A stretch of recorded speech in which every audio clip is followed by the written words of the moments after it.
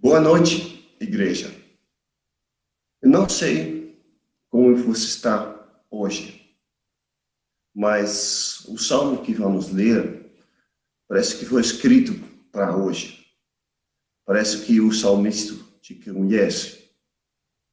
Na verdade, não foi o salmista, mas é o Espírito Santo que inspirou esse salmista, que te conhece e que fala uma mensagem para os dias de hoje. Vamos ler essa mensagem de paz, de justiça, de esperança, de glória, do Salmo 85, versículos 8 até 13. Salmo 85, a partir do versículo 8. Eu ouvirei o que Deus, o Senhor, disse. Ele promete paz ao seu povo, aos seus fiéis. Não voltem eles à insensatez. Perto está a salvação que ele trará aos que o temem, e a sua glória habitará em nossa terra. O amor e fidelidade se encontrarão. A justiça e a paz se beijarão. Fidelidade brotará da terra, e a justiça descerá dos céus. O Senhor nos trará bênçãos, e a nossa terra dará a sua colheita. A justiça irá adiante dele, e preparará o caminho para os seus passos. Oremos. Senhor, nosso Deus, como precisamos disso, esse amor, justiça, esperança, tudo que nos falta, estamos encontrando aqui em Tua Palavra. Que o Senhor use a Tua Palavra, o Teu servo, para essa mensagem de esperança, justiça, e louvamos o Teu nome, em nome do Senhor Jesus. Amém. Amém. Que coisa preciosa essas promessas do Senhor, para nos trazer paz, para nos trazer alegria. Hoje, em especial, estamos celebrando o Dia dos Pais. Nas casas hoje existe essa celebração. E hoje estamos aqui reunidos para celebrar esse Deus amoroso, que é o nosso Pai, que é aquele que caminha conosco e aquele que merece todo o nosso louvor e toda a nossa honra e glória. Então vamos louvá-lo. Junte a sua família, fiquem atentos. Vamos louvar ao Senhor juntos, mesmo que cada um nos seus lares. Vamos encher os nossos lares com essa celebração do Senhor.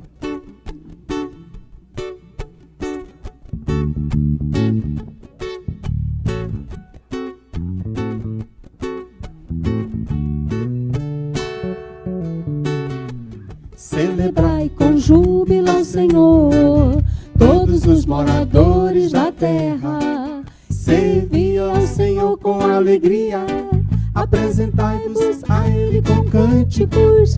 Sabei que o Senhor é bom, e eterna a sua bondade, e a sua fidelidade, de geração a geração. Aleluia, glória, aleluia, aleluia, glória, aleluia, aleluia, glória, aleluia, aleluia, glória, aleluia, aleluia, glória, aleluia, aleluia, glória, aleluia, aleluia, glória, aleluia, glória, aleluia. Celebrai com júbilo ao Senhor, todos os moradores da terra. Servi ao Senhor com alegria, apresentai-vos a Ele com cânticos. Porque o Senhor é bom, e eterna a sua bondade, e a sua fidelidade, de geração a geração. Aleluia, glória, aleluia, aleluia, glória, aleluia, aleluia, glória, aleluia, aleluia, glória, aleluia, aleluia, glória, aleluia, aleluia, glória, aleluia, aleluia, glória, aleluia, aleluia.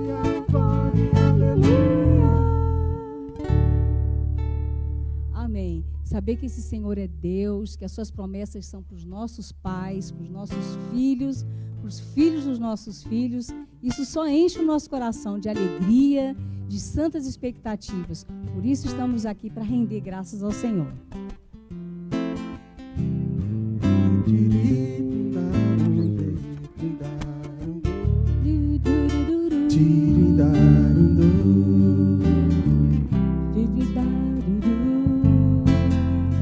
Ó Pai Celeste, nós chamamos, queremos te engrandecer. Venha a nós teu reino enquanto te louvamos, e a uma voz declaramos teu poder. Bendito seja Deus soberano, que era e que virá. Bendito seja Deus soberano, que sempre reinará. Ó Pai Celeste, nós te amamos, queremos te engrandecer. E venha a nós teu reino enquanto te louvamos, E a uma voz declaramos teu poder. bendito Seja Deus soberano, que era e que virá. Bendito seja Deus soberano, que sempre reinará. Bendito seja Deus soberano, que era e que virá. Bendito seja Deus soberano, que sempre reinará.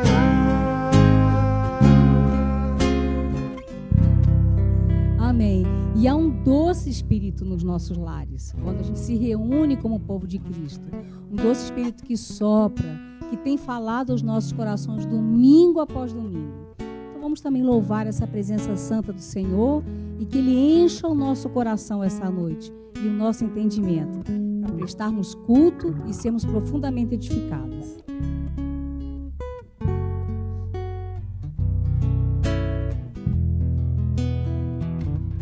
Há um doce espírito aqui,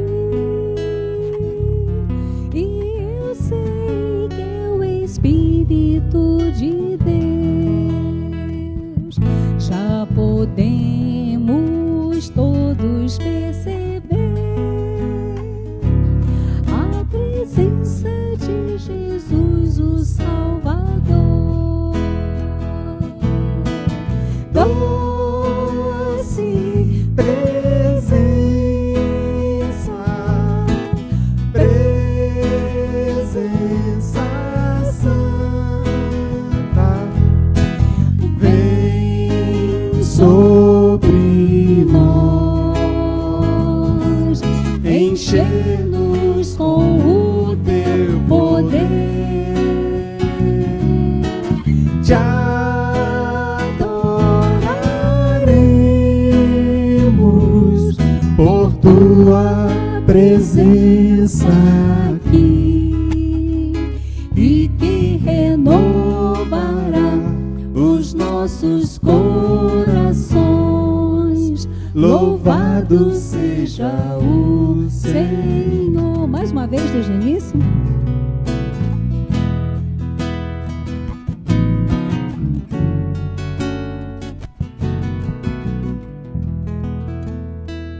Há um doce Espírito aqui, e eu sei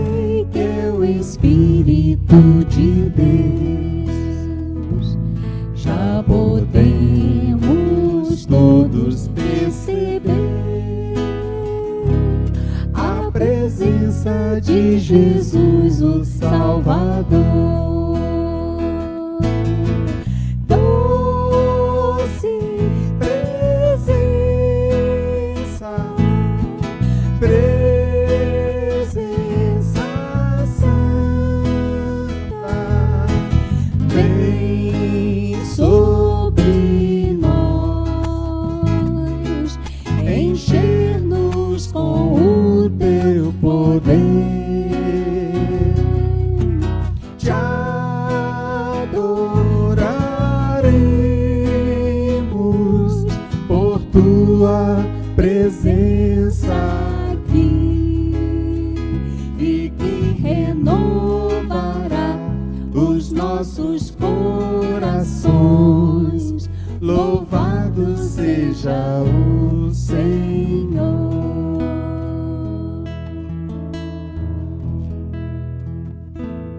Amém.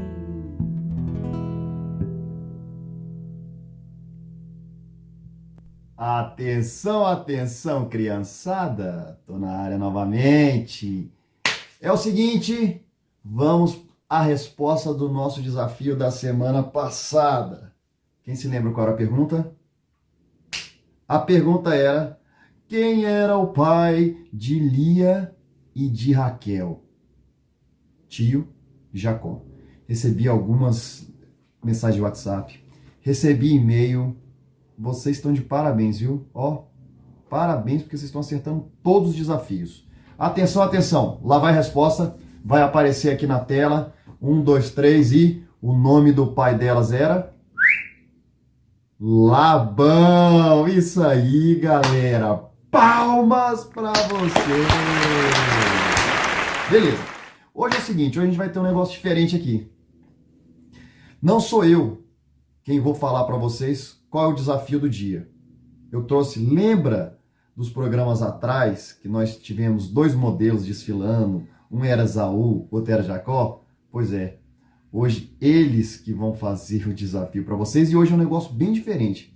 Por isso que se vocês estão percebendo, eu vim antes da mensagem e não depois. Então se liga, porque agora eu vou bater um papo, eles vão bater um papo entre eles, eu vou sair um pouquinho aqui para deixar os dois sozinhos. Esaú e Jacó vão passar para vocês qual é o desafio de hoje, beleza? Não esqueçam, me mandem pelo WhatsApp, me mandem pelo e-mail, o e-mail vai aparecer aqui novamente. Opa! Tranquilo? Esaú, Jacó, cheguem aí, dê um recado para a criançada. Boa noite, galera, beleza? Estão lembrados de mim? Lembra? Esaú, lembra? Lá do vídeo dos modelos que desfilamos, eu e Jacó, meu irmão, vocês tinham que descobrir quem era ele, quem era eu. Lembraram? Então, hoje é o seguinte, nós viemos aqui, deixa eu poder falar com vocês do desafio. Deixa eu falar para eles, deixa. O desafio de hoje. Deixa eu explicar. Posso? Posso falar? Fala, Jacó, pode falar. É o seguinte, galera, como vocês sabem, hoje é o Dia dos Pais. Então, o desafio não vai ser para vocês. O desafio vai ser para seus pais. Fala aí, Esaú. Ah, agora eu posso falar, né? Beleza. Então vamos lá. Pessoal, é isso aí. Deixa eu explicar. Falou. Hoje, o desafio vai... Deixa eu explicar, deixa. Posso explicar? Galera, é o seguinte. Hoje, o desafio vai ser pro seu pai. Sim, ele que vai responder a pergunta. E quem vai fazer a pergunta são vocês para ele. Eu tenho certeza que o pai acertaria. E eu tenho certeza que a mãe acertaria. O pai. Ó Jacó aqui, pai. Mãe! Ó Esaú aqui de novo. De novo. Vou falar então. Pode falar. Tá bom? Galera, é isso aí. Hoje o desafio vai ser feito por vocês para o pai de vocês. Então, prestem bastante atenção na pregação que a gente vai ter agora. E vocês vão bolar uma pergunta para o seu pai. Depois, vocês vão me mandar, escrevendo, a pergunta que vocês fizeram e se eles acertaram ou não. Minha mãe acertaria.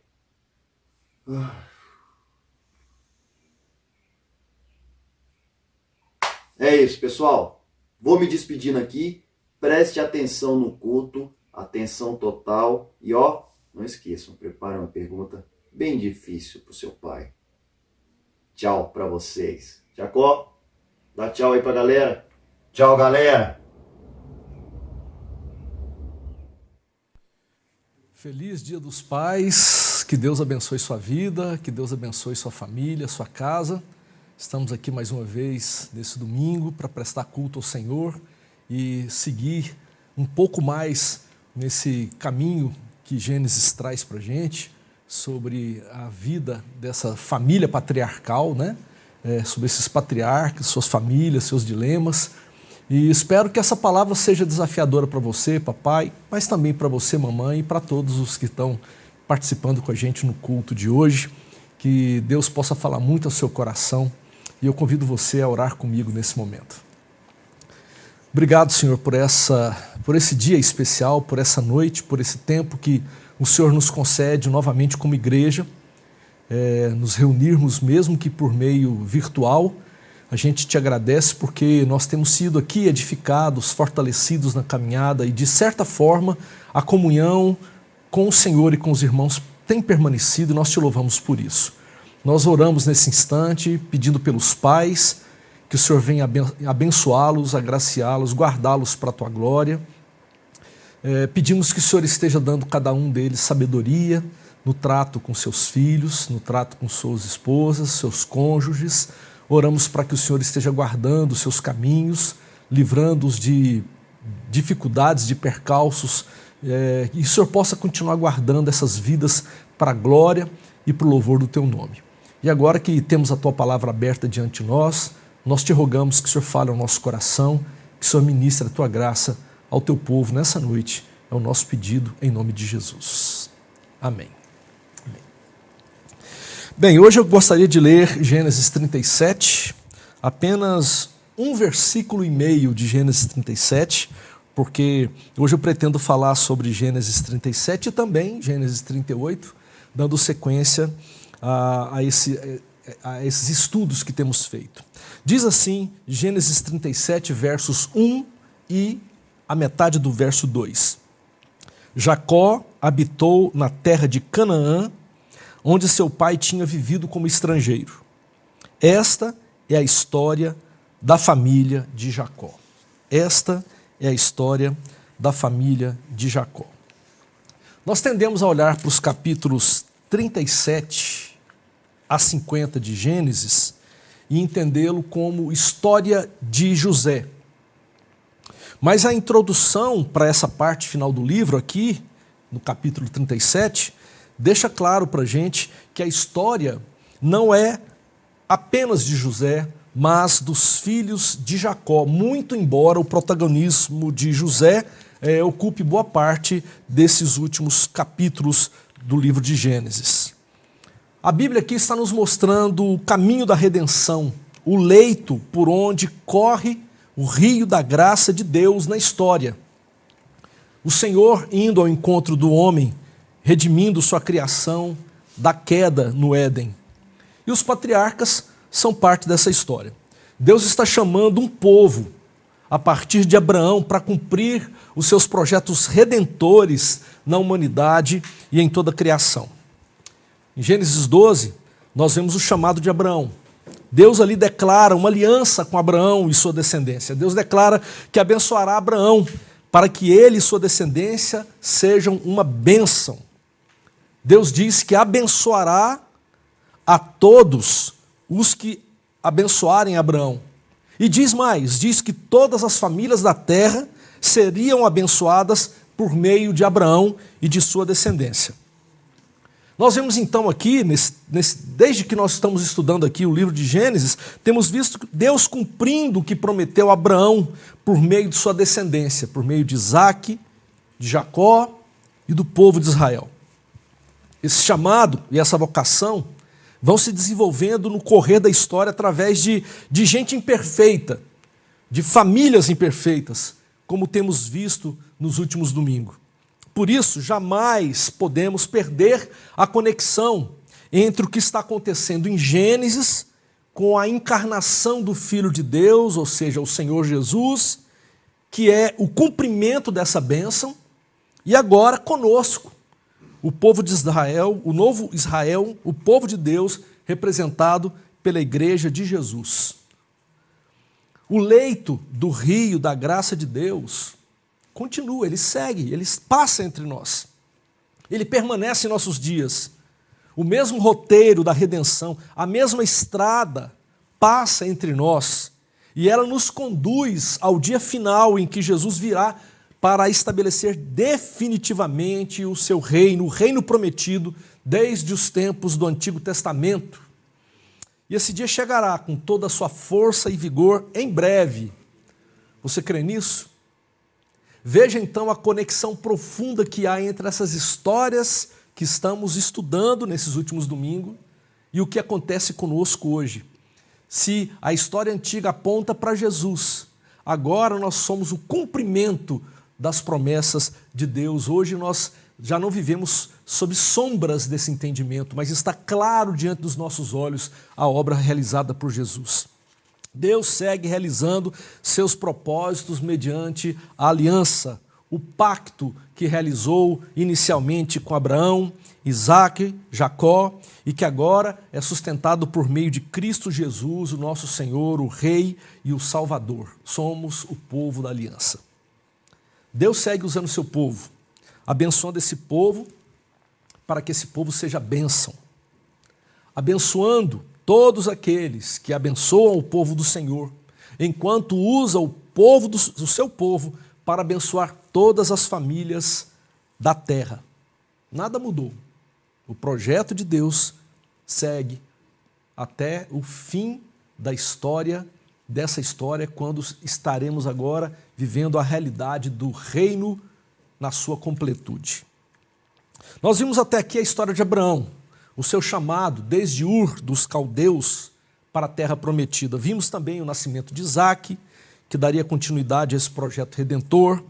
De Isaque nascem Esaú e Jacó, e Deus segue realizando os seus propósitos na vida de Jacó. Vimos a vida conturbada de Jacó, os enganos, as armações, a forma como se relacionava com Deus. Vimos como ele sofreu nas mãos de Labão, as mesmas dores que ele fez outros sofrerem, melhor dizendo. Mas Deus está trabalhando no caráter desse homem. Domingo passado, o pastor André nos relembrou e nos apresentou essa luta de Jacó com o anjo do Senhor no val de Jaboque, quando está prestes a encontrar com seu irmão Esaú. Vimos como foi uma luta dura e que foi a noite toda, uma luta que deixou marcas no corpo de Jacó, mas uma luta gloriosa e uma luta transformadora. Jacó agora é um novo homem, tem um novo nome. Seu nome agora é Israel, porque lutou com Deus e com os homens e venceu. Ele saiu ferido dali, mancando, mas transformado por Deus e por isso vitorioso. Israel, logo depois daquele encontro, daquela luta com o anjo, ele agora se encontra com seu irmão e eles se reconciliam. Nós vemos agora no capítulo 36 a família de Esaú. O versículo 9 diz que Esaú se tornou pai dos edomitas. Edom, lembra-se? Vermelho, não é a mesma a palavra para vermelho. E agora Esaú se transfere para os montes de Seir, porque, segundo o texto bíblico, o espaço em Canaã se torna pequeno para o rebanho dos dois. Eles agora são homens com enorme rebanho, estão agora dividindo um espaço. Então, Esaú vai para os montes de Seir.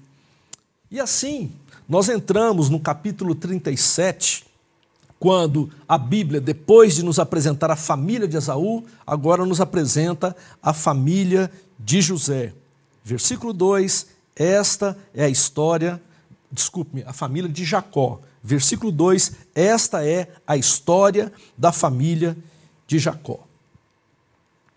Jacó habita na terra de Canaã, onde seu pai tinha vivido como estrangeiro.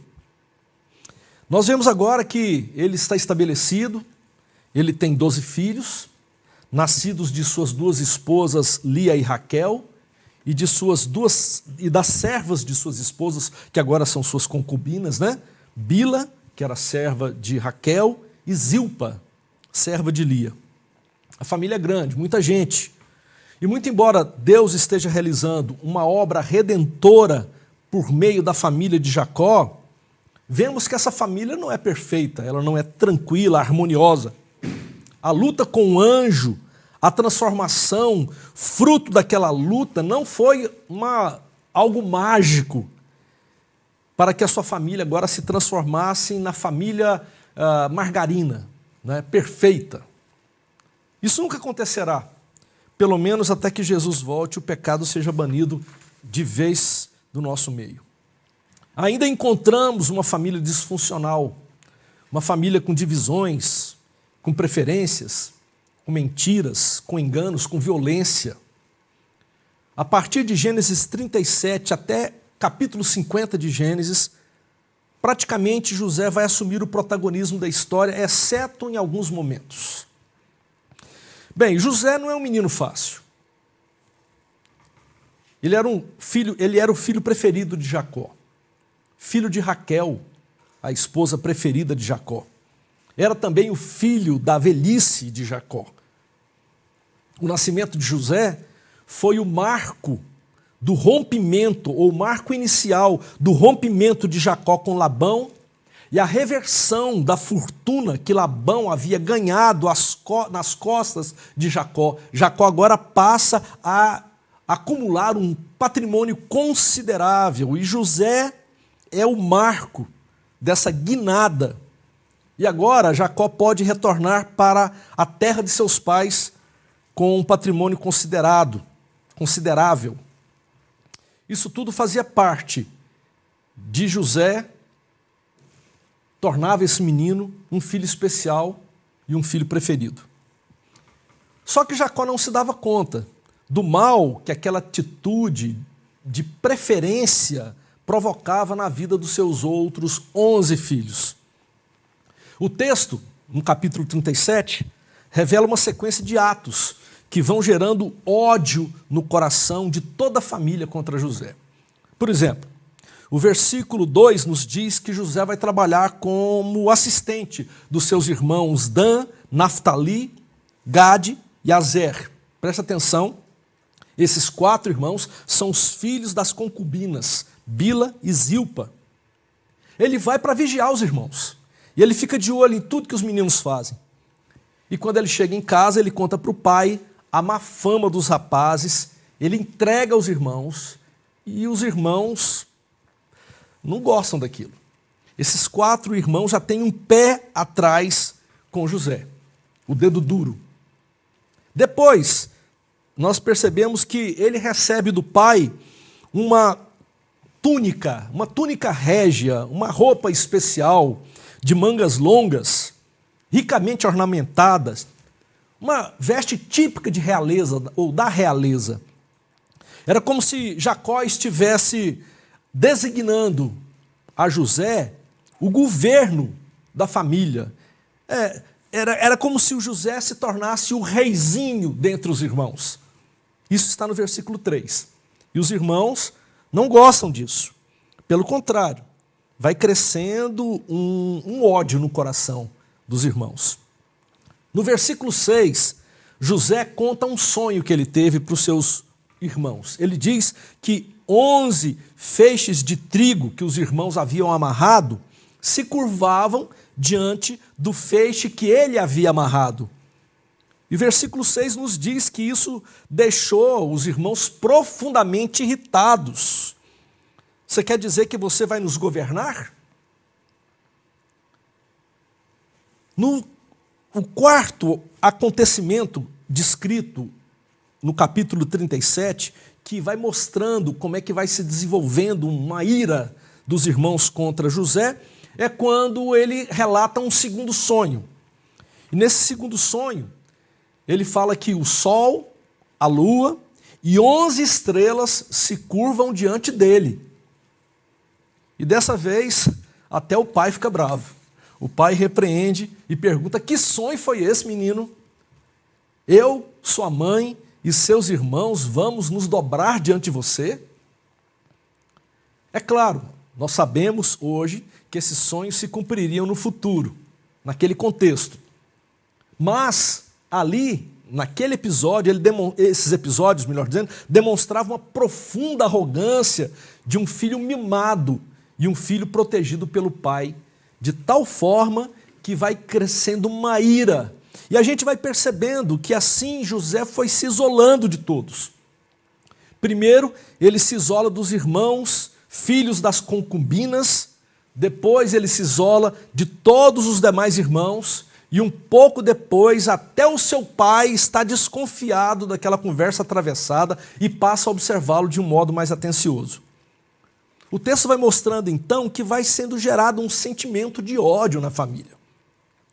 A imaturidade, a bisbilhotice de José, as preferências descaradas do pai, Jacó, acabam criando um ambiente tal que os irmãos já não conseguem olhar no olho do menino mais.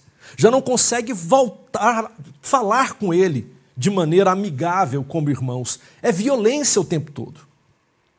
Até que num determinado dia o seu pai mandou os irmãos, os filhos, melhor dizendo, para Siquém. Apenas José ficou em casa. Eles foram cuidar do rebanho.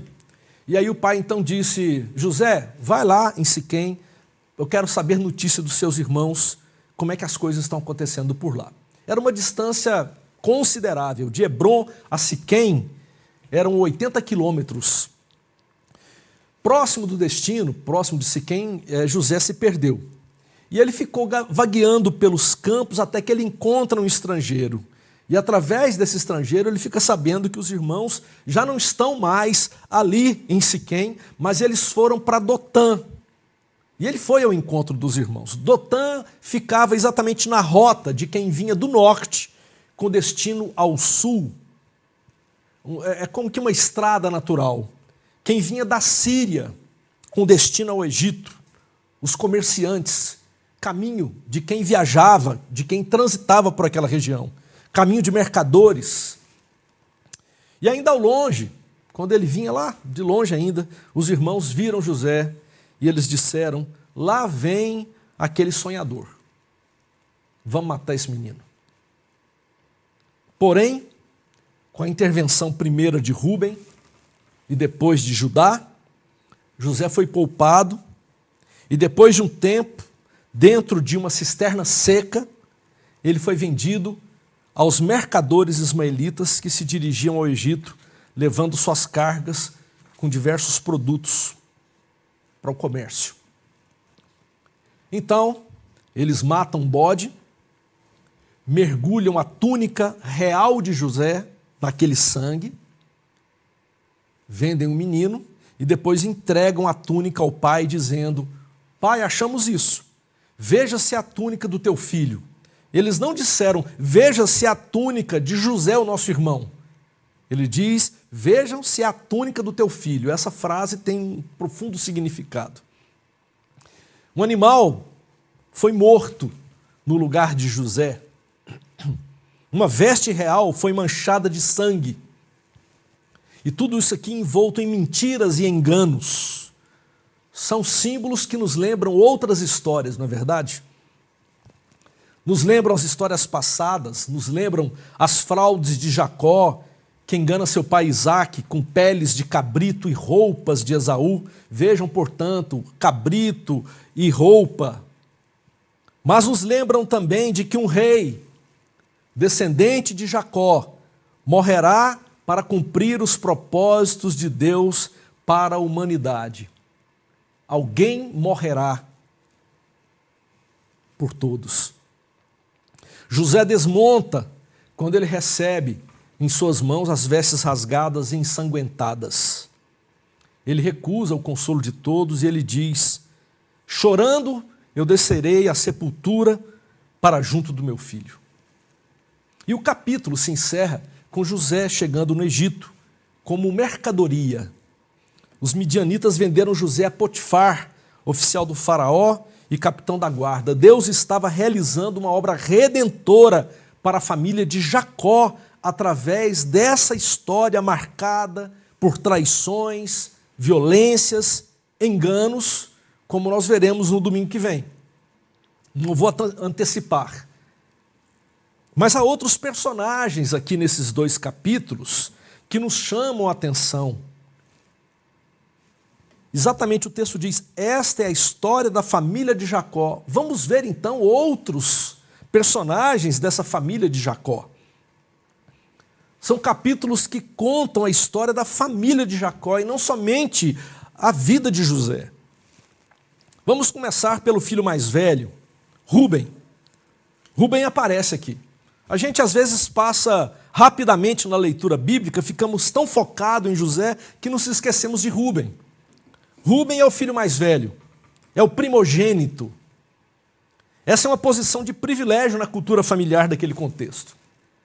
Rúben, sendo o mais velho, deveria ter uma posição destacada dos demais irmãos. Deveria ser aquele que tem uma palavra de sabedoria, uma palavra de peso diante dos irmãos. Só que quando a gente vai lendo os textos, vamos percebendo que não é isso exatamente o que acontece. Rúben, ele traiu seu pai e por isso ele caiu em descrédito perante o pai e perante os seus irmãos. Se você der uma olhada comigo no capítulo 35, versículo 22, nós vamos encontrar a seguinte narrativa. Na época em que Israel vivia naquela região, Rúben deitou-se com Bila, concubina de seu pai. Israel ficou sabendo disso. Esse ato incestuoso desonrou extremamente o seu pai Jacó. Assim, nós vemos que atos dessa forma eram próprios de filhos que queriam usurpar a liderança do pai. Existem alguns textos do Antigo Testamento que apontam para isso. Inclusive, não sei se você se lembra, foi assim que Absalão desonrou seu pai Davi, ao manter relações sexuais com as concubinas de Davi no terraço do palácio, para que toda a cidade visse. Absalão queria usurpar o trono de Davi, e esse ato era uma declaração factual à vista de todos. Desde então, quando Rúben então seduz a concubina de seu pai, ele se torna um líder ineficaz entre os irmãos. Os seus atos agora são tomados no sentido de querer reconquistar a confiança do pai e de se firmar como primogênito entre os irmãos. Ele luta por isso, ele tenta garantir esse espaço, mas você percebe durante a narrativa bíblica que ele não consegue. Não é isso que vai acontecer. A ponto de a bênção que Jacó dá aos seus filhos ao final da sua vida, com referência a Rúben, ele diz, lá no capítulo 49, versos 3 e 4, Rúben, você é meu primogênito, minha força, o primeiro sinal do meu vigor, superior em honra, superior em poder. Turbulento como as águas, já não será superior, porque você subiu à cama de seu pai, ao meu leito, e o desonrou. É isso. Você vai percebendo então na narrativa do capítulo 37, como a gente verá um pouco mais adiante, e os capítulos que seguem, que Rúben, ele tenta manter uma posição como primogênito, ele tenta reconquistar o pai, a confiança do pai, mas ele não consegue. Os próximos entre os filhos que poderiam assumir esse lugar da primogenitura no lugar de Rúben são os 2 filhos depois, Simeão e Levi. Mas igualmente, esses meninos são desqualificados. Por quê? Porque eles são violentos demais. No capítulo 34, você percebe que aqui a gente fica sabendo de uma triste história no capítulo 34. Diná, a única filha de Jacó, ela saiu para dar um passeio e conhecer outras mulheres daquelas terras cananitas. E ela acabou sendo violentada por Siquém, filho de Amor, governador da região. E assim, Siquém, o filho do governador, ficou totalmente apaixonado por Diná depois de seduzi-la. E ele entendeu que ele quer ter Diná por esposa. e para tentar se redimir do ato cometido, ele tenta negociar, entrar em acordo com Jacó e com toda a família. No entanto, os irmãos de Diná preparam uma armadilha para esse rapaz, para Siquém. Primeiramente, eles acenam, sim, podemos chegar a um acordo entre famílias, mas desde que vocês, todos os homens do seu povo, sejam circuncidados como os descendentes de Abraão. Siquém está tão apaixonado que ele falou, aceito, tudo bem. Então todos os homens daquela cidade são circuncidados. No terceiro dia, quando todos os homens estão se recuperando da circuncisão, imagino que não deve ser uma recuperação fácil, estão todos fragilizados, sentindo dores, com limitações de movimento, Simeão e Levi, eles pegam suas espadas e atacam a cidade desprevenida. E eles matam todos os homens. E Amor, o governador, e Siquém, o seu filho, são igualmente mortos. Foi uma chacina completa, vingando a irmã. Isso fica no coração de Jacó.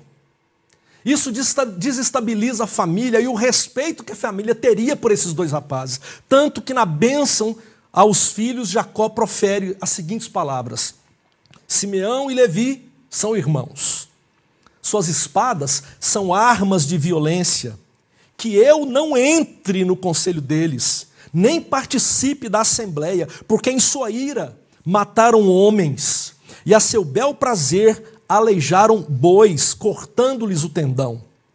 Maldita seja a sua ira tão tremenda e a sua fúria tão cruel. Eu os dividirei pelas terras de Jacó e os dispersarei em Israel. Isso está em Gênesis 49, versos 5 a 7. Bem, se não é Rúben, se não é Simeão e Levi, quem seria o próximo da lista? Qual seria o irmão, o quarto, que quem sabe poderia exercer essa função tão importante como primogênito, como conselheiro, como orientador dos demais? É Judá. Esse é quem aparece. Ele finalmente acaba assumindo um papel de importância entre os irmãos, uma liderança responsável. A bênção de Jacó a Judá, no capítulo 49, é bastante clara. Ele diz: os filhos de seu pai se curvarão diante de você. Judá é um leão novo. Você vem subindo, filho meu, depois de matar a presa.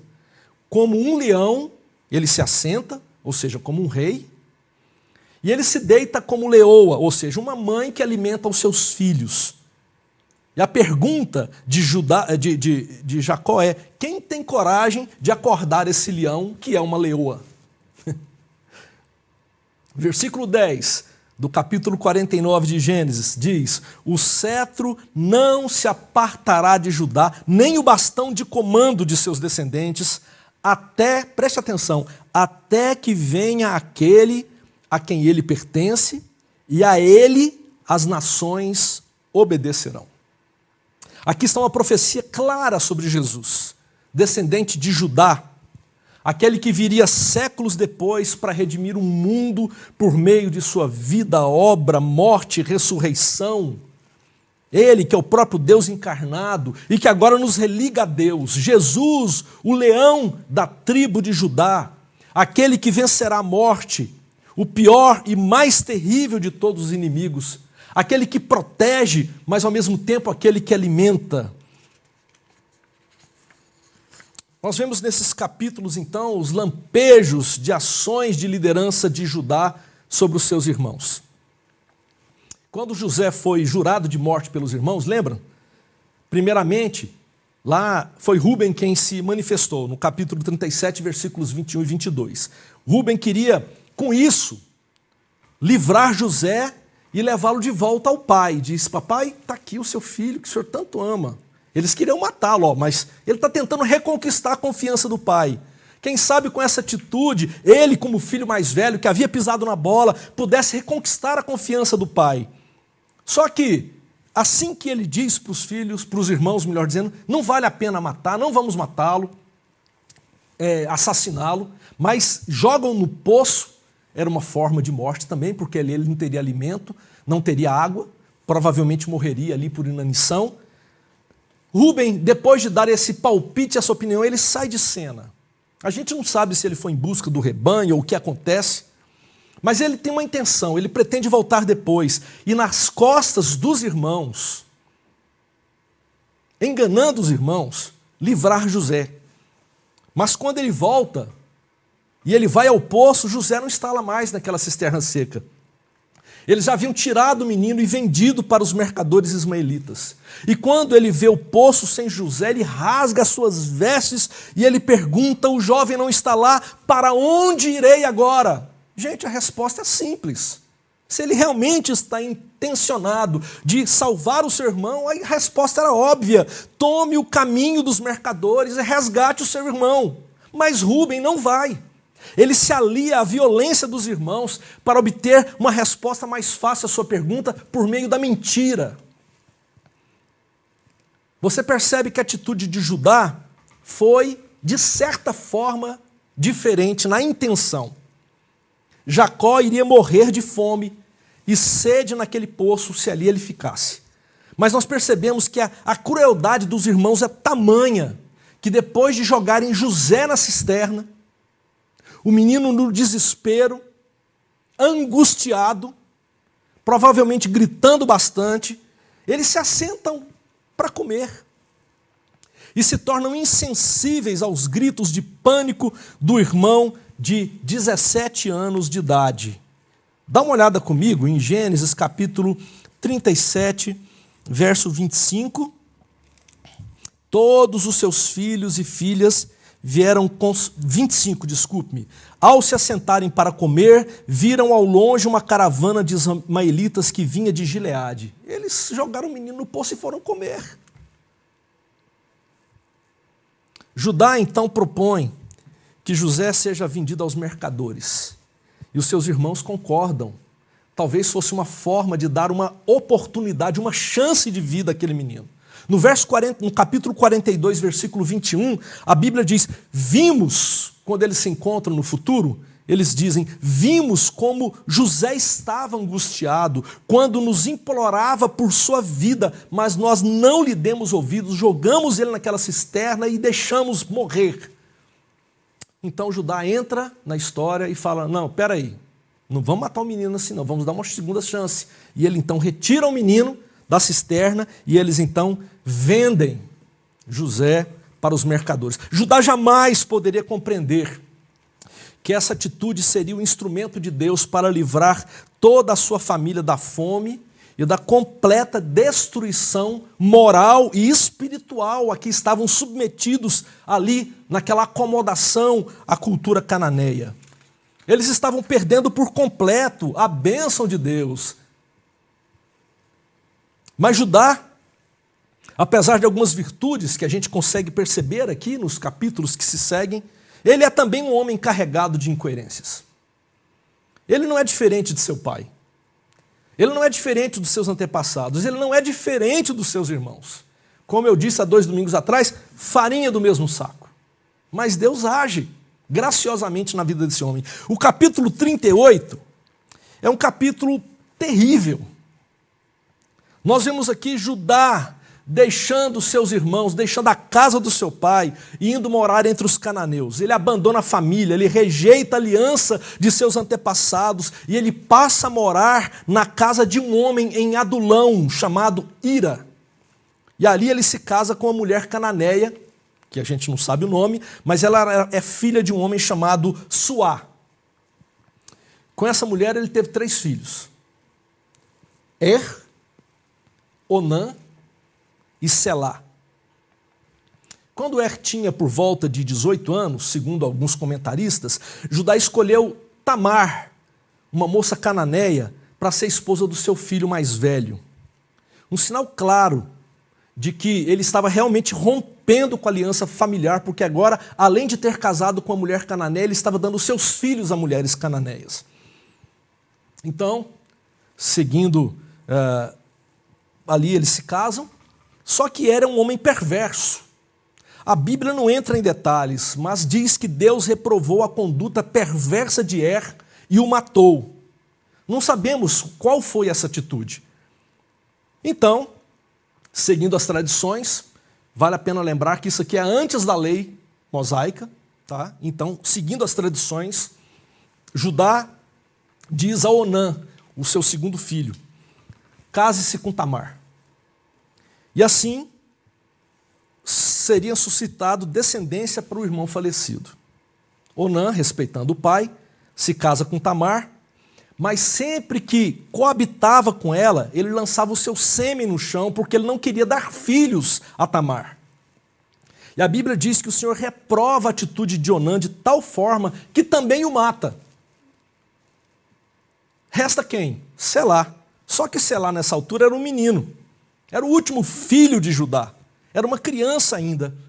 Então, Judá diz para Tamar, vai morar como viúva na casa de seu pai, até que Selá cresça. Só que o menino cresceu, se tornou homem, e Judá não cumpriu com sua promessa.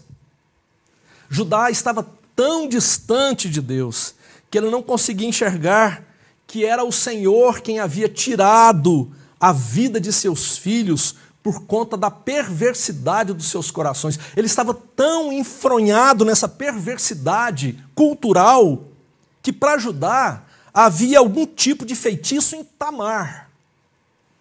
E entregar a ela, o seu filho mais novo, seria entregar o menino Selá para a morte. Então, a culpa é dela, a culpa não é dos filhos, você já viu esse negócio, né? Sempre a culpa é dos outros, nunca dos nossos filhos. E quando a esposa de Judá então morre, ele foi com seu amigo Ira ver os tosqueadores dos seus rebanhos em Timna, uma cidade, uma região próxima. A tosquia, segundo os comentaristas, era uma verdadeira festa, reunia muitas pessoas na época. E ele então sai para participar desse momento da tosquia do seu rebanho. Quando Tamar, a nora, fica sabendo que seu sogro está a caminho e que vai passar por ali, ela se veste como uma prostituta cultual, põe um véu sobre a cabeça, porque as prostitutas cultuais elas não deveriam ser identificadas, e ela vai para a estrada, por onde Judá haveria de passar. Judá está completamente distante dos caminhos de seus antepassados. Ele está comprometido com a cultura de Caná, uma cultura que realiza cultos da fertilidade por meio de fornicações rituais. Por isso, prostitutas cultuais.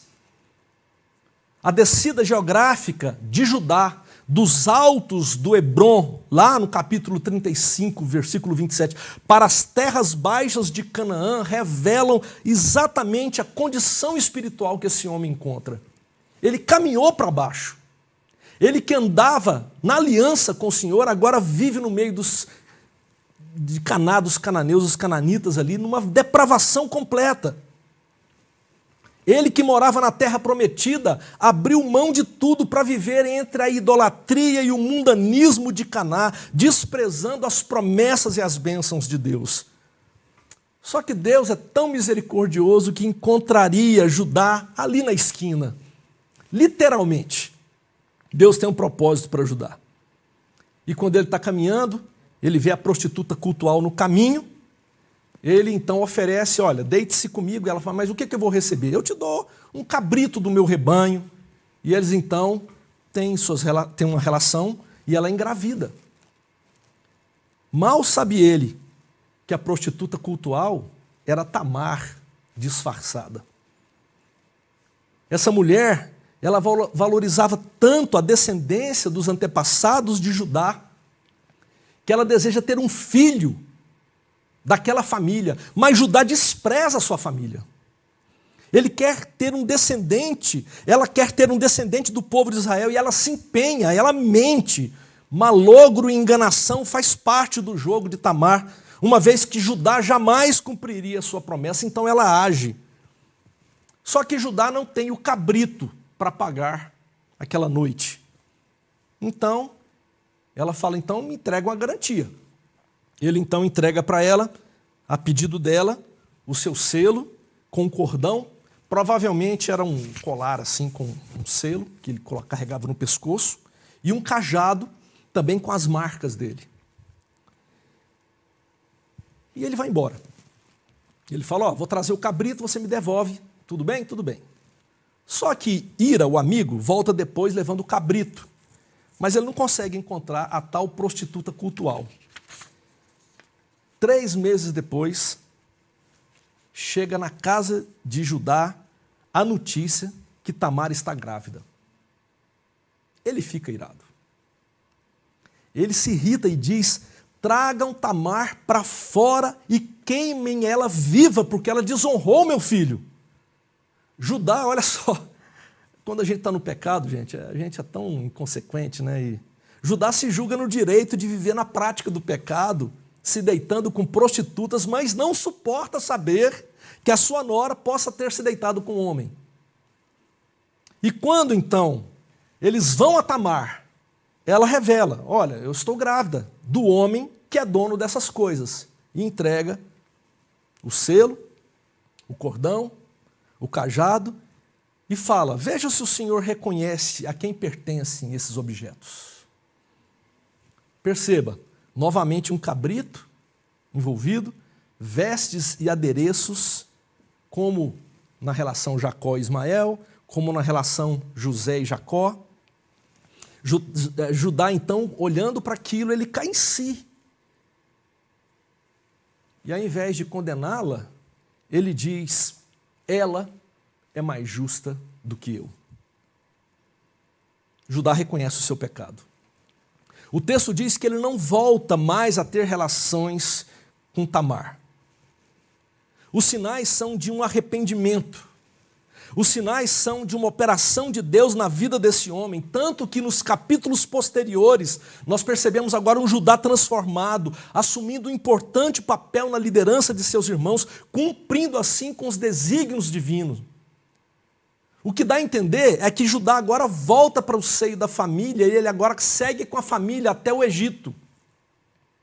De Tamar, que havia se engravidado do próprio sogro, nascem 2 meninos, gêmeos, à semelhança de Esaú e Jacó. E enquanto Tamar dava luz, um dos menininhos botou a mão para fora, eles amarraram um cordãozinho vermelho no braço do menino e falou, esse nasceu primeiro. Só que na hora que tiraram, quem saiu foi o outro. O menino recolheu a mão, o irmão saiu primeiro, repetindo a história do mais novo que se coloca à frente do primogênito. Tudo é cíclico nessa história. Os meninos são chamados de Pérez, esse que conseguiu uma brecha para sair primeiro, e Zerá, o do fio vermelho no pulso. Vermelho, Esaú, Edom, tudo se parece, não é? Mateus, capítulo 1, eu gostaria de dar esse pulo lá para o Novo Testamento, para chamar a atenção de vocês para um fato bem interessante. Eu não sei se você tem a sua Bíblia aí, mas se você olhar comigo para Mateus capítulo 1, o texto bíblico em Mateus, ele traz para a gente a genealogia de Jesus. É assim que começa o texto de Mateus. Mateus escreve o Evangelho, essa carta, anunciando Jesus para o povo judeu. Então é muito importante conectar Jesus aos patriarcas. Então você vai percebendo que ele começa com Abraão, e ele termina em Jesus. E ele mostra exatamente esse fio da graça de Deus, ou esse leito do rio da graça de Deus, desde Abraão até chegar em Jesus, por meio dessa genealogia. É interessante porque 5 mulheres apenas são citadas na genealogia. Elas não deveriam aparecer, na verdade, numa genealogia feita por um judeu. Mas 5 mulheres aparecem. A primeira que aparece é Tamar, no versículo 3. Judá gerou Pérez e Zerá. Não precisava falar isso, mas ele fala, cuja mãe foi Tamar. Ele quer relembrar a história. Depois, no versículo 5, ele fala de uma outra mulher, Raabe, a prostituta. No versículo 5 ainda, ele fala de Ruth, a refugiada. E lá no versículo 6, ele cita Batseba, a mulher de Urias que Davi seduziu. E a última mulher que aparece nessa relação é Maria, a mãe de Jesus, versículo 16.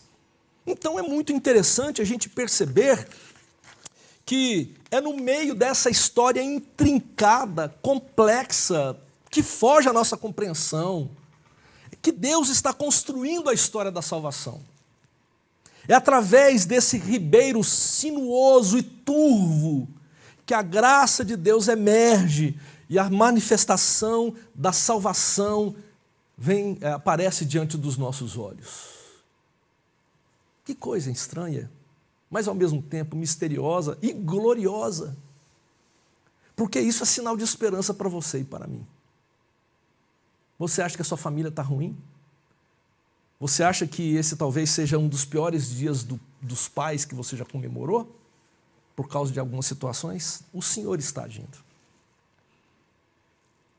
Eu quero fazer aqui rápidas aplicações, porque eu já até falei demais hoje, porque a história era grande, tentei encolher de todos os jeitos, mas eu quero trazer 4 aplicações rápidas para a gente. Com base nesse... Aqui mesmo, se eu parasse por aqui, cada um já poderia chegar a muitas conclusões apropriadas para a nossa vida, mas eu quero provocar 4. A primeira delas, Deus está pavimentando o caminho da salvação. Deus está pavimentando o caminho da salvação. Desde a queda, Deus está agindo, Deus está operando. Ele não está inerte, silencioso, virou as costas para o mundo e diz, danem-se. Não, Deus está em missão. Por isso, a gente entende que Deus está agindo na história dos patriarcas. E esse caminho chegou até nós, por meio de Cristo. Nós fazemos parte desse povo que é abençoado por Deus para abençoar. E que quando abençoado por outros, esses outros serão abençoados a ponto de todo mundo poder ser abençoado por essa bênção de Deus, por meio de uma ação de um povo que é chamado a ser bênção para todas as nações. Portanto, não recebemos bênçãos de Deus para que essas bênçãos fiquem retidas em nossos domínios. O Salmo 67 deixa claro, reforçando o chamado de Abraão em Gênesis 12, nós somos abençoados para abençoar e para levar as bênçãos do reino até os confins da terra. Isso implica em nosso chamado missionário como igreja.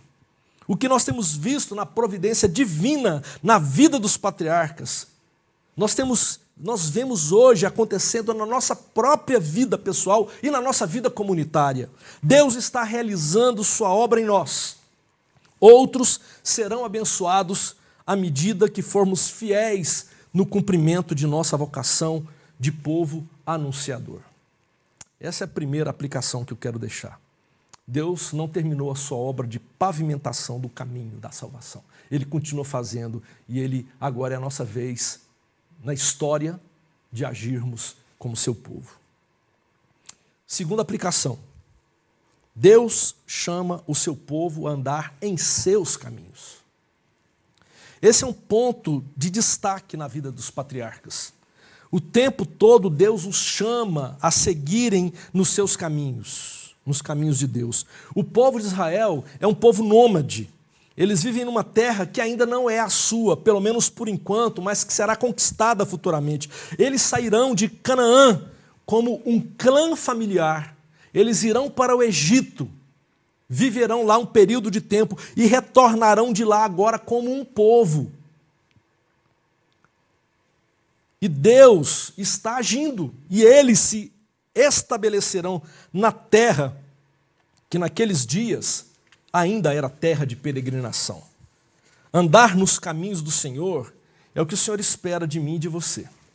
Desviar-se desses caminhos é o mesmo que abandonar o Senhor e abandonar as promessas do Senhor. Foi assim com Judá, quando ele deixa a família, quando abandona a promessa de Deus, a promessa dos seus antepassados, abandona a aliança e passa a viver como um cananeu, adquirindo hábitos, mergulhando numa cultura pagã, idólatra, com práticas abomináveis. E o pior, de Judá, vem à tona naqueles dias em que ele se torna praticamente um cananeu. Aquele que havia sido chamado para liderar os seus irmãos abandona a família e passa a viver longe dos caminhos do Senhor. Ele abandona os altos de Hebrom e mergulha nas profundezas de Canaã. Mas mediante a vergonha pública, ao ver revelados seus pecados através de Tamar, ele se reconcilia. E ele diz, ela, que nós estamos julgando, como uma prostituta, ela é mais justa do que eu. Ele reconhece quem ele é.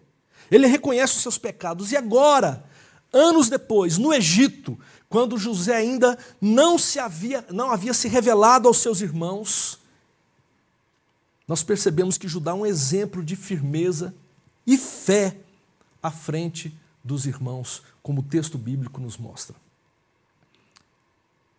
Meus queridos, queridas, o Senhor tem nos chamado a andar nos seus caminhos. Por onde você tem caminhado? Quais os caminhos você tem trilhado? Os seus caminhos são verdadeiramente os caminhos do Senhor? Se não são, volte-se rapidamente.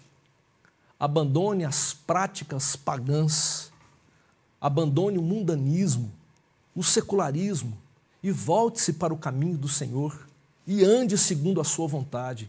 É para isso que Ele tem te chamado. Em terceiro lugar, tenha paciência consigo. Tenha paciência com os outros. Eu leio esses textos bíblicos de Gênesis e é o que ele me chama a atenção para isso. Nós somos prontos, a julgar as pessoas. Nós somos prontos a julgar aquele que fez isso, aquele que faz aquilo outro, aquele que pensa assim, aquele que pensa assado, aquele que disse isso, aquele que eu vi a foto lá no Face, aquele que eu vi a foto no Instagram. A gente é dado ao julgamento, ao pré-julgamento, mas a palavra do Senhor está nos dizendo, tenha paciência com os outros. E se você está vivendo debaixo de um peso de acusação, uma autoacusação, e o diabo muitas vezes usa disso para nos acusar e nos inferiorizar e nos tornar pessoas desprezíveis, isso do nosso ponto de vista, nos tornamos facilmente presas na mão do diabo quando nós não conseguimos contemplar a graça e a misericórdia do Senhor que perdoa e nos restaura. Eu me lembro na casa de um amigo em Goiânia. Ele era filho de missionários americanos. E eu lembro que a gente ia para lá, a gente tocava numa banda, ensaiava na casa dele. E eu lembro que um dia na geladeira eu percebi que tinha ali uma lagarta de plástico. E embaixo estava escrito em inglês, que traduzido seria: tenham paciência comigo, Deus ainda não completou a sua obra em mim. É isso. Talvez hoje nós sejamos as lagartas mais feias, mas por misericórdia e graça do Senhor, provavelmente nós seremos transformados para a honra e para a glória dele. A música Tapeceiro de Estênio Márcios fala isso, ele diz assim: a minha vida é obra de tapeçaria, é tecida de cores alegres e vivas, que fazem contraste no meio das cores nubladas e tristes. Se você olha do avesso, imagino que você já deve ter visto uma obra de tapeçaria do avesso, você nem imagina o desfecho. No final das contas, tudo se explica, tudo se encaixa, tudo coopera para o meu bem. Quando se vê pelo lado certo, muda-se logo a expressão do rosto, obra de arte para a honra e glória do tapeceiro. É isso que o Senhor está fazendo em nós.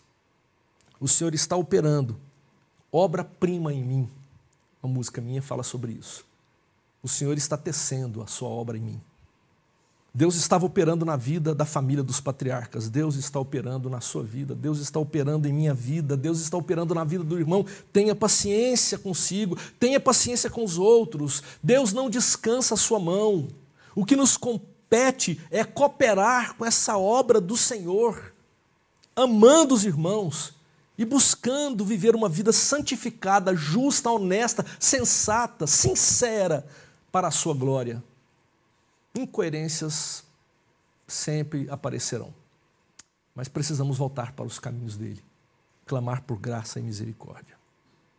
E por último, essa história fantástica dos patriarcas nos ensina que todos os caminhos convergem para Cristo Jesus.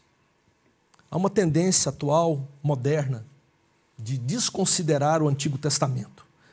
O Antigo Testamento é muito violento, o Antigo Testamento é muito quadrado, não sei o que lá, eu gosto só do Novo Testamento. Outros já fazem uma preferência mais elitizada. Eu só gosto dos evangelhos, porque as cartas de Paulo também, ele fala das mulheres, fala de não sei quem, não sei o que lá. Cara, é a palavra de Deus ou não é? Nós temos visto os cristãos desconsiderarem o Antigo Testamento, fazendo da palavra do Senhor, escolhendo na palavra do Senhor o que lhes agrada e tornando a palavra deles, a sua vontade, o que é a palavra de Deus, e desconsiderando o resto tudo. Não! O Antigo Testamento aponta o tempo todo para Jesus. Promessas e mais promessas apontam para Jesus como rei. O descendente de Davi que viria para restaurar o reino de Deus, para redimir o perdido, para restaurar a criação. Nós vemos aqui hoje o leão, a figura representativa de Judá. Jesus, o leão, que ao mesmo tempo é o cordeiro que é morto, que é substitutivo pela morte de José, ao mesmo tempo é o leão de Judá.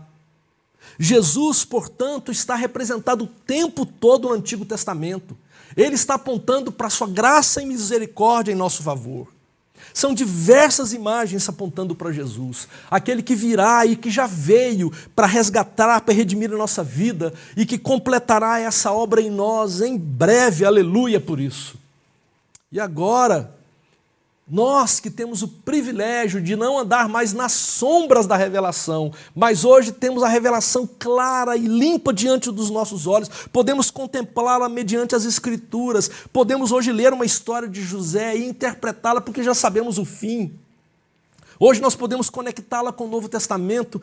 Que bênção, que privilégio maravilhoso o Senhor nos tem dado. O que temos feito com isso? Jesus de Nazaré, o meu Senhor, o meu Rei, o meu Libertador, o meu Salvador, ele está o tempo todo no Antigo Testamento. As evidências de que ele viria estão aqui o tempo todo. E quando a gente lê histórias como essa, a gente chega a se emocionar. Nós temos agora a graça de viver debaixo dessa realidade. O que nós temos feito com essa realidade? A pergunta que Rubem fez é simbólica. Ele diz assim: o jovem não está lá, para onde irei agora? Diante dessas realidades todas que temos visto, para onde você irá agora?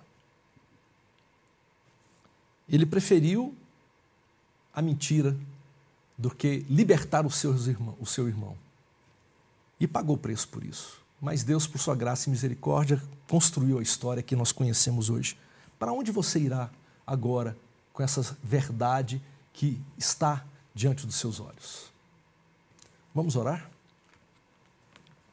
Obrigado, Senhor, pela palavra Tua, que é tão maravilhosa e tão libertadora, que vem ao nosso encontro, que conta a história de homens e mulheres muito parecidos conosco, famílias parecidíssimas com as nossas. A gente às vezes olha para a nossa família e fala, caramba, a nossa família não tem jeito. Mas a gente olha para essas famílias, parece que as nossas são até melhores do que algumas dessas que temos visto. É tanta mentira, tanta violência, tanto pecado, mas o Senhor agiu ali, o Senhor tem agido. Nós queremos te louvar, te glorificar. E eu quero orar nesse dia, pedindo que o Senhor, através da operação do Teu Espírito Santo, vai transformando a nossa vida para a glória do Teu nome. Nós precisamos do Senhor. Nós necessitamos da Tua graça e da Tua misericórdia. Abraça-nos, Senhor. Ajuda-nos a nos livrar desse pessimismo e ajuda-nos a viver uma vida santificada para a glória do Teu nome. O leito do rio da graça do Senhor passa entre nós. Que tenhamos olhos para ver, que tenhamos sensibilidade para perceber e conectar com a história que tem está diante de nós mediante a tua palavra. Obrigado pelo teu grande amor. Fica conosco nesse dia, nessa noite. Dá-nos uma semana abençoada. É o nosso pedido em nome de Jesus. Amém.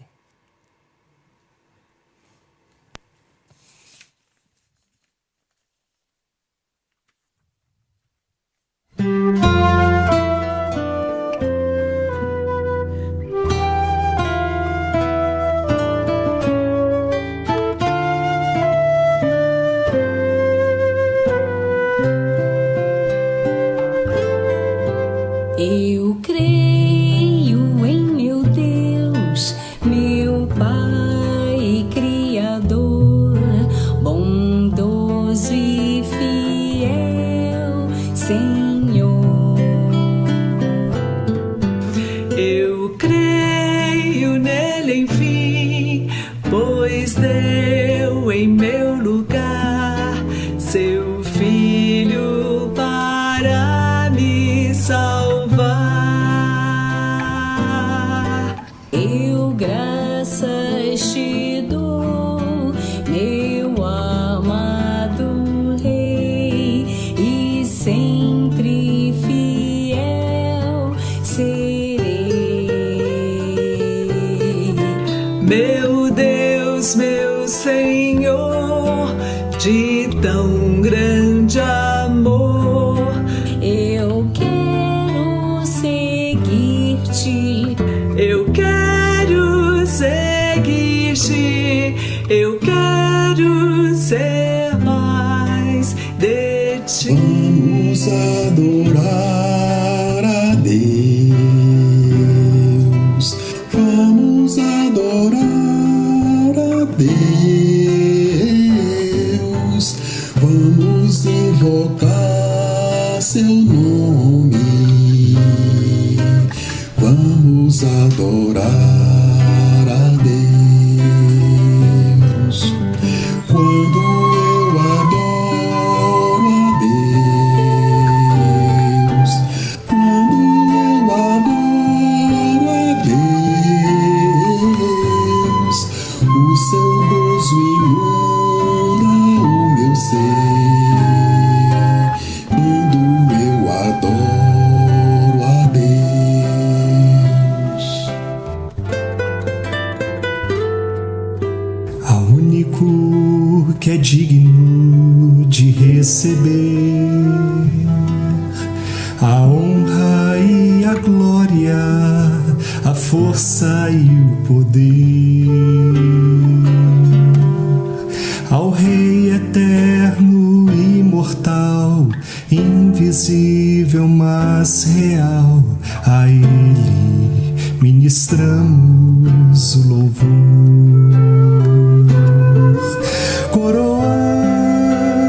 Coroamos a ti, ó Rei Jesus, coroamos a ti, ó Rei Jesus, adoramos o teu nome, nos rendemos a teus pés, consagramos todo o nosso ser a ti. Consagramos todo o nosso ser a ti. eu quero ser Senhor amado,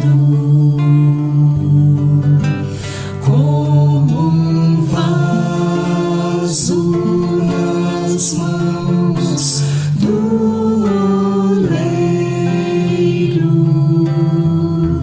Quebra minha vida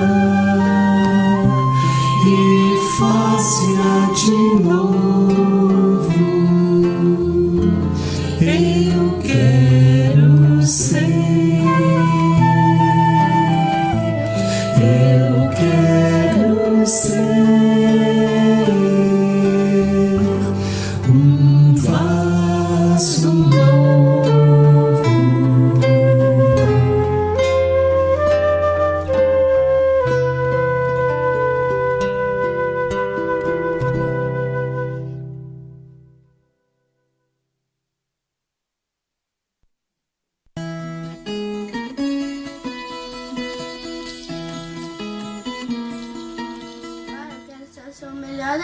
te amo. Pai, você é muito incrível, a gente te ama muito. E eu sei que quando você liga é um aviso pra gente, porque você vai estar tentando nos ajudar, pra quando a gente crescer a gente ser igual a você. Um ótimo pai. Obrigada. Papai, a gente te ama muito, muito. E a gente tá certa. A gente te ama bastante. Beijo, tchau. Feliz Dia dos Pais, papai. Eu aposto que a gente faz muitas coisas juntos nesse dia. Um beijo, tchau. Pai, vou procurar seguir suas pegadas, mesmo caminhando em outra estrada. Quero que você conte comigo, você é meu melhor amigo. Papai, feliz Dia dos Pais, te amo. Eu adoro passear com você. Eu te amo, papai, é os pais. Ai!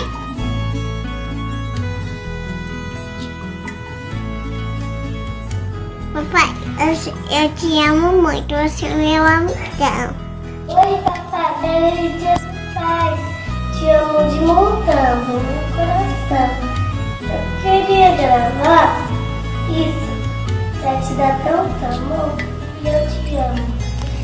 Chega logo. Feliz Dia dos Pais, espero que vocês tenham um ótimo dia para todos os pais e principalmente para o meu pai, que eu amo tanto. Pai, eu espero que você tenha um ótimo Dia dos Pais. Eu te amo, pai. Feliz Dia dos Pais, papai. Feliz Dia dos Pais. Te amo. Te amo.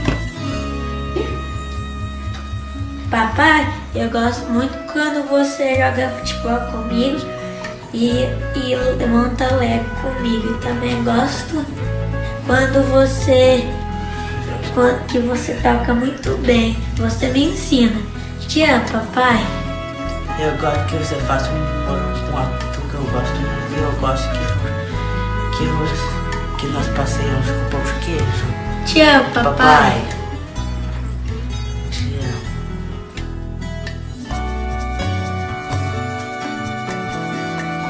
Papai, eu te amo. Papai, eu te amo. Manda um beijo. Pai, você me inspira todos os dias. Eu te amo muito. Beijos. Você ama seu papai? Então é o quê? Feliz dia? Papai. É. E você também ama seu papai? Sim, a Beca. A Beca, né? Um beijo.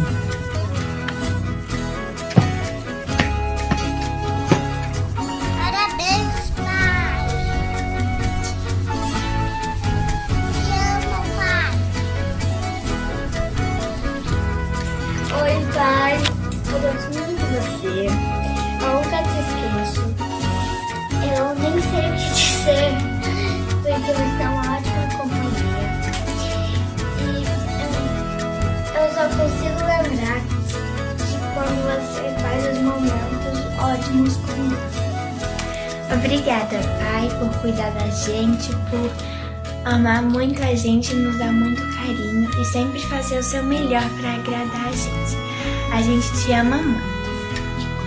Feliz Dia dos Pais pro melhor pai do mundo. A gente te ama. Beijo. Feliz Dia dos Pais, pai. Pai, te amo demais. E você é meu pai querido. Te amo, sempre vou te amar. Eu te amo, pai, e eu sempre irei te amar, porque você é meu pai. Tchau.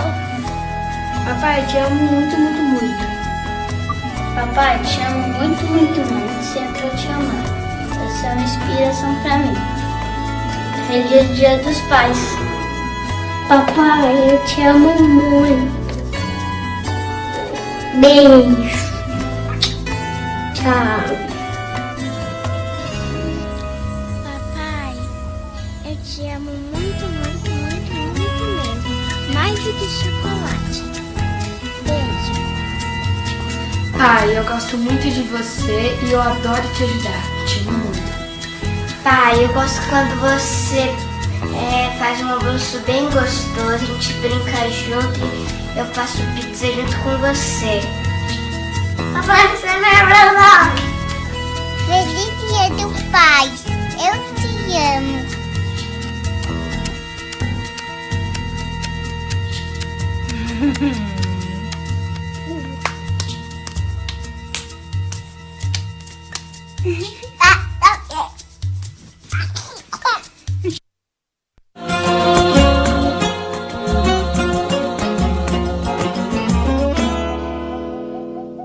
Boa noite, gente. O Conselho da Igreja se reuniu nesta semana e decidiu manter os cultos de forma online. Todas as pregações durante a pandemia têm sido colocadas no canal do YouTube da igreja. E a tradução em Libras começou a ser feita já há 4 semanas nos cultos. A secretaria e o gabinete pastoral da igreja continuam abertos para atendimento presencial nas manhãs de terça e quinta-feira. Se você quiser ter o atendimento presencial lá na igreja, entre em contato antes com o Rubão. O Conselho também definiu que as eleições para pastor, presbítero e diácono, que aconteceriam em abril e agosto deste ano, seguem adiadas também por tempo indeterminado. A ideia é que as votações ocorram assim que nós voltarmos com as atividades presenciais. No próximo domingo começa o 3º e último ciclo de aulas da Escola Bíblica Dominical. Então, acabando o culto, pega o seu celular, vai correndo lá para o site da igreja e faça sua inscrição para um dos 3 cursos que serão oferecidos. Se você demorar, o Stelvio vai desrespeitar a quarentena e vai aí na sua casa para te dar um cascudo. Brincadeira! Mas faz aí.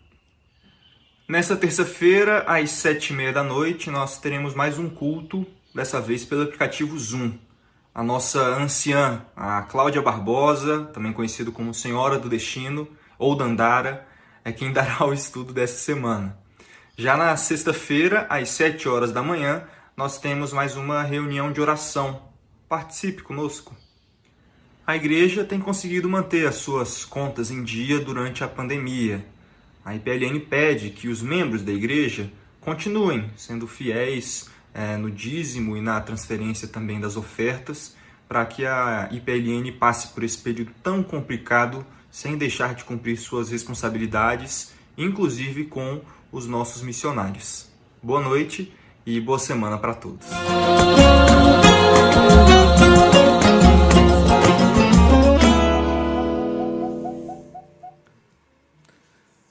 Então é isso. Foi bom participar com vocês desse momento de culto, de celebração ao Senhor. Desejo que vocês tenham uma semana rica, abençoada. E voltamos a nos encontrar na terça-feira no estudo bíblico de terça e também na reunião de oração na sexta-feira às 7 horas da manhã. Alguns grupos familiares estão se reunindo, tá bom? Então, vamos aí procurar, caso você tenha interesse em participar, pode entrar em contato comigo. Deus abençoe vocês, vamos ter uma última oração e seremos despedidos com a bênção. Obrigado, Senhor, por essa noite, obrigado pela Tua palavra, obrigado pelas músicas, obrigado por esse tempo de comunhão com o Teu povo. Continue, Senhor Jesus, sustentando a Tua igreja, sustentando o Teu povo. Oramos por nossa cidade, oramos pelos muitos que estão nos hospitais nesse exato momento, rogamos graça e misericórdia sobre eles, aqueles que estão na UTI, em situação grave, que por favor que o Senhor os visite, que o Senhor os livre desse sofrimento, que o Senhor traga cura a cada um deles. Oramos pelos médicos, pelos enfermeiros, por todas as pessoas que estão envolvidas nos trabalhos essenciais da nossa cidade, guarde-os para a Tua glória. Oramos por nosso país, pela nossa nação, oramos pelo governo da nossa nação, pedimos que o Senhor tenha misericórdia e lhes dê sabedoria para saber agir de maneira sensata no meio de uma crise terrível como essa que estamos vivendo. Oramos pelo mundo, que o Senhor tenha misericórdia e que o Senhor nos guarde para a glória do Teu nome. Nós precisamos de Ti, Pai, em nome de Jesus. E agora, queridos, que a graça do Senhor Jesus, o amor de Deus o Pai, a comunhão e o consolo do Espírito Santo de Deus repouse sobre sua vida, sobre sua casa, sobre sua família e sobre todo o Israel do Senhor, o novo Israel, espalhado sobre a face da terra, desde agora até o dia glorioso da volta de Jesus, em que estaremos com Ele a toda a eternidade. Aleluia, aleluia. Glórias a Deus. Amém. Boa semana.